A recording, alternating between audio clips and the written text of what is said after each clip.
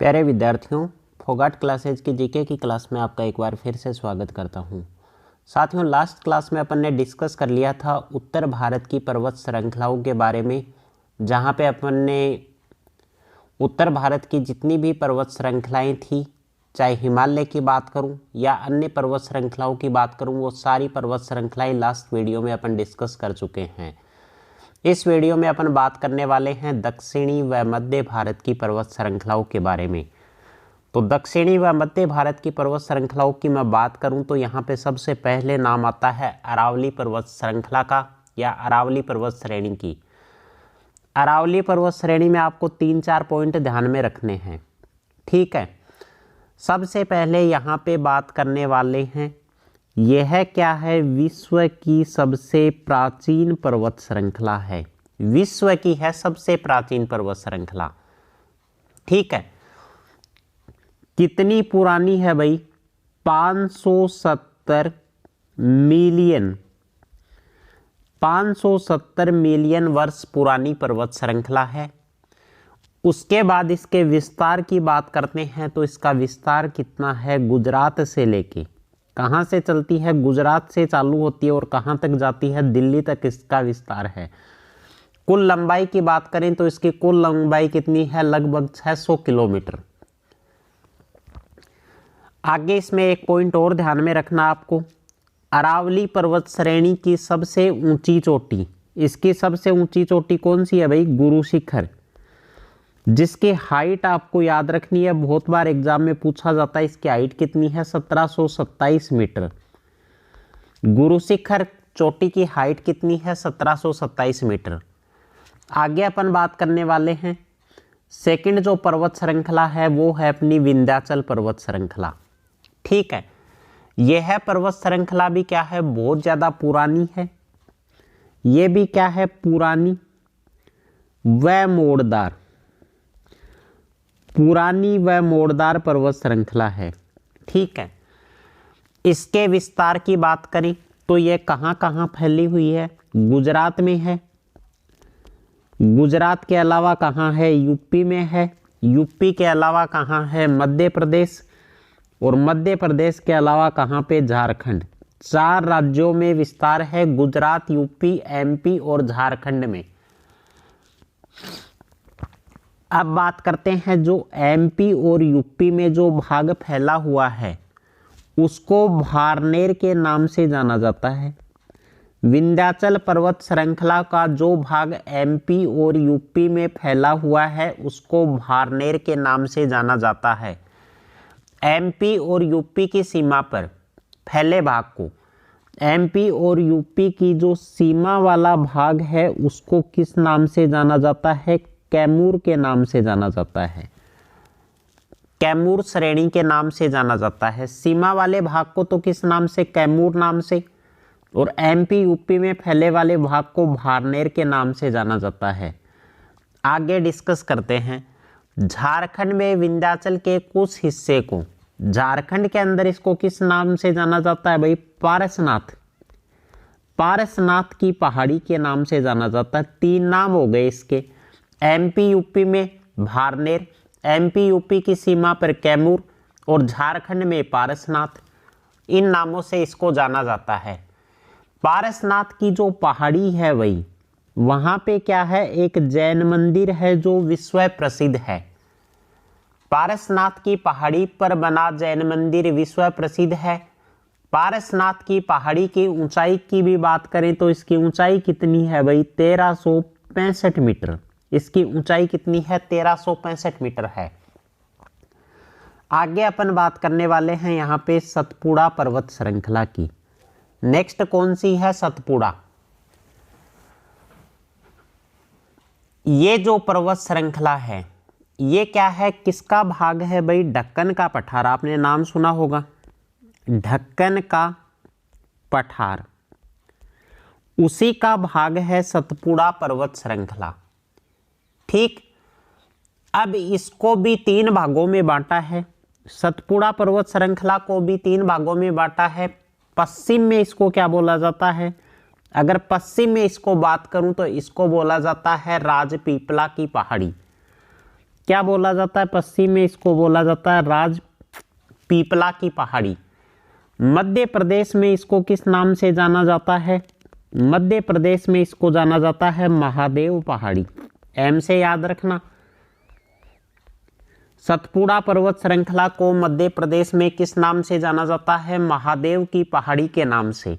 पश्चिम में राजपीपला के नाम से, और छत्तीसगढ़ में इसको किसके नाम से जाना जाता है? मैकाल पर्वत। छत्तीसगढ़ में इसको जाना जाता है मैकाल पर्वत के नाम से। सतपुड़ा पर्वत श्रृंखला है वो ढक्कन के पठार का ही भाग है। सतपुड़ा श्रेणी की सबसे ऊंची चोटी, याद रखना काफी इंपॉर्टेंट है, सबसे ऊंची चोटी। सतपुड़ा पर्वत श्रृंखला की सबसे ऊंची चोटी कौन सी है? धूपगढ़। कौन सी चोटी है? धूपगढ़ है। वो कहाँ स्थित है भाई? महादेव पहाड़ी पर स्थित है। धूपगढ़ चोटी सबसे ऊंची है जो महादेव पहाड़ी पर स्थित है। इस श्रेणी के उत्तरी भाग में तो कौन सी नदी बहती है भाई? नर्मदा।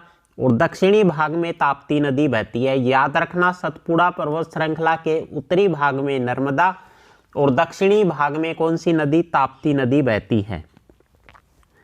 आगे अपन बात करने वाले हैं कुछ महाराष्ट्र की पहाड़ियां हैं, उनको भी देख लेते हैं। महाराष्ट्र की पहाड़ियां, अजंता एलोरा की गुफा आपने नाम सुना होगा। तो अजंता की गुफा, इस श्रेणी की गुफा विश्व प्रसिद्ध हैं। विश्व प्रसिद्ध क्या है? गुफा हैं अजंता की। वो महाराष्ट्र की पहाड़ियां हैं, ठीक है। उनमें बनी हुई हैं। कब बनी थी ये गुफा? गुप्त काल की प्रसिद्ध गुफाएं हैं। उसके बाद अपन बात करने वाले हैं सतमाला और हरिश्चंद्र पहाड़ी। सतमाला और हरिश्चंद्र की पहाड़ियां भी कहाँ स्थित हैं भाई? ये पहाड़ियां भी दोनों कहाँ स्थित हैं? महाराष्ट्र में स्थित हैं। उसके बाद बात करें अपन किसकी? बालाघाट पर्वत की। बालाघाट पर्वत का विस्तार की बात करें तो यह महाराष्ट्र से लेके और कर्नाटक तक फैले पहाड़ी क्षेत्र को किस नाम से जाना जाता है? बालाघाट पर्वत के नाम से जाना जाता है। ये जो पर्वत श्रृंखला है कौन सी? बालाघाट पर्वत श्रृंखला। ये दो नदियों के बीच में जल विभाजन का काम करती है। वे कौन कौन सी नदियां हैं? एक तो है वहां गोदावरी नदी, दूसरी है भीमा नदी।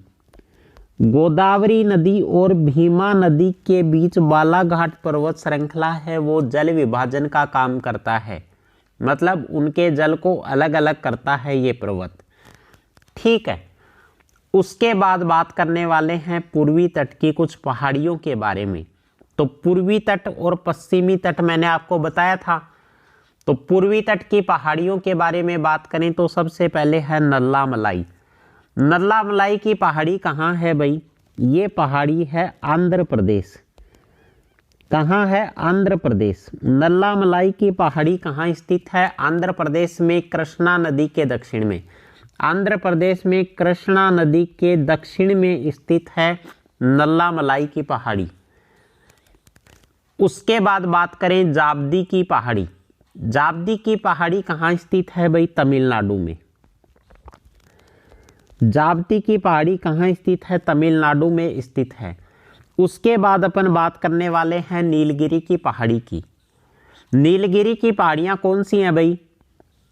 जहाँ पे पश्चिमी घाट व पूर्वी घाट, पश्चिमी घाट व पूर्वी घाट आपस में जहाँ मिलते हैं उन पहाड़ियों को क्या बोला जाता है? नीलगिरी की पहाड़ियाँ।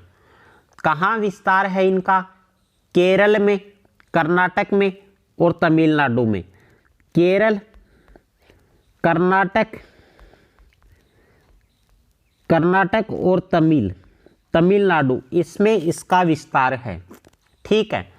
नीलगिरी की जो पहाड़ी है उसको क्या जाना जाता है? पहाड़ियों की रानी के नाम से। पहाड़ियों की रानी के नाम से भी जाना जाता है नीलगिरी की पहाड़ी को। नीलगिरी की पहाड़ी की सर्वोच्च चोटी की बात कर ले तो सबसे ऊंची चोटी इसकी कौन सी है? डोडा बेटा। नीलगिरी की पहाड़ी की सर्वोच्च चोटी कौन सी है? डोडा बेटा इसकी सर्वोच्च चोटी है। काफी इंपॉर्टेंट है। डोडा बेटा नाम क्यों पड़ा इसका? क्योंकि यहाँ पे नीलगिरी का जो पहाड़ी क्षेत्र है उसमें टोडा जनजाति निवास करती है। कौन सी जनजाति? टोडा जनजाति का निवास होने के कारण उस चोटी का नाम क्या पड़ा? डोडा बेटा पड़ा। आगे बात करने वाले हैं अन्नामलाई। किसकी बात करने वाले हैं? अन्नामलाई की पहाड़ियाँ। अन्नामलाई की पहाड़ी कहाँ है भाई? केरल व तमिलनाडु राज्य की सीमा पर। कहाँ है? केरल व तमिलनाडु राज्य की सीमा पर स्थित पहाड़ियाँ हैं अन्नामलाई की। अन्नामलाई की पहाड़ियों की सबसे ऊंची चोटी की बात करें तो क्या है? अनामुदी। सबसे ऊंची चोटी कौन सी है? अनामुदी है। और अनामुदी चोटी क्या है? दक्षिणी भारत की सबसे ऊंची चोटी। पूछ ले कि दक्षिणी भारत की सबसे ऊंची चोटी कौन सी है? अनामुदी। लास्ट अपन बात करने वाले हैं कौन सी? कार्डमम। लास्ट अपनी कौन सी है? कार्डमम। केरल और तमिलनाडु में विस्तृत हैं। कहाँ विस्तृत हैं भाई? केरल में और इसके अलावा तमिलनाडु में। केरल और तमिलनाडु में ये कार्डमम की पहाड़ियाँ क्या है? विस्तृत हैं। भारत की जो सबसे अंतिम की बात करूं तो ये अपना इंडिया है और इसके सबसे लास्ट वाली जो पहाड़ियां हैं वो कौन सी हैं? कार्डमम की पहाड़ियां, सबसे अंतिम पहाड़ियां। यहाँ पर कार्डमम की पहाड़ियों में इलायची की खेती की जाती है, इसलिए इनको इलायची की पहाड़ियां भी बोला जाता है। कार्डमम की पहाड़ियों में इलायची की खेती होती है, इसलिए इनको क्या बोला जाता है? इलायची की पहाड़ियां भी बोला जाता है। उसके बाद अपन बात करने वाले हैं कुछ इंपॉर्टेंट पॉइंट्स हैं अपने, उनको भी अपन देख लेते हैं। अगर पूछ ले एग्जाम में कि पूर्वी घाट श्रेणी का सर्वोच्च शिखर कौन सा है, तो मैंने आपको बताया था कि पूर्व में कौन सा है भाई? महेंद्रगिरी। पूर्व में कौन है? महेंद्रगिरी है सर्वोच्च शिखर। पश्चिमी घाट का सर्वोच्च शिखर कौन सा है? अनामुदी। पश्चिमी घाट का सर्वोच्च शिखर कौन सा है? अनामुदी। अगर पूछ ले कि दक्षिणी भारत की सबसे ऊंची चोटी कौन सी है, तो वो भी कौन सी है? अनामुदी। ठीक है, आगे अपन बात करने वाले हैं कुछ पहाड़ियां हैं, ये 3 पहाड़ी, इनको भी अपने को याद रखनी है। सबसे पहले यहाँ पे कौन सी है? मांडव की पहाड़ी। मांडव की पहाड़ी कहाँ है भाई? गुजरात। गुजरात में एक जगह है काठियावाड़। गुजरात में एक जगह है कौन सी? काठियावाड़। वहां पे कौन सी पहाड़ी है? मांडव की पहाड़ी। सेवराय की पहाड़ियां कहाँ हैं भाई? सेवराय की पहाड़ियां हैं तमिलनाडु में। एक है नामचा बरुआ पर्वत। नामचा बरुआ पर्वत कहाँ है? भारत अरुणाचल व तिब्बत का क्या बनाता है? नामचा बरुआ पर्वत बॉर्डर बनाता है। भारत अरुणाचल प्रदेश और तिब्बत का क्या बनाता है? बॉर्डर बनाता है। उसके बाद लास्ट 2 पॉइंट और हैं अपने पास। अंडमान निकोबार की सर्वोच्च चोटी कौन सी है? तो अंडमान निकोबार वाले भाई क्या मारते हैं? सैंडल मारते हैं। तो वहां की सबसे ऊंची चोटी कौन सी है? Sandal peak. अंडमान निकोबार की सर्वोच्च चोटी कौन सी है? सैंडल पीक है। लक्षद्वीप की सर्वोच्च चोटी कौन सी है? नारचू। ये दोनों पॉइंट भी आपको याद रखने हैं। तो उम्मीद करता हूं साथियों भारत के पर्वत वाला चैप्टर आपको समझ आ गया होगा। अगर वीडियो अच्छा लगा तो वीडियो को लाइक कीजिए, साथ में फोगाट क्लासेस चैनल को सब्सक्राइब कीजिए। धन्यवाद साथियों। जय हिंद, जय भारत। मिलेंगे फिर नेक्स्ट वीडियो में नए टॉपिक के साथ। तब तक के लिए राम राम, जय हिंद, जय भारत।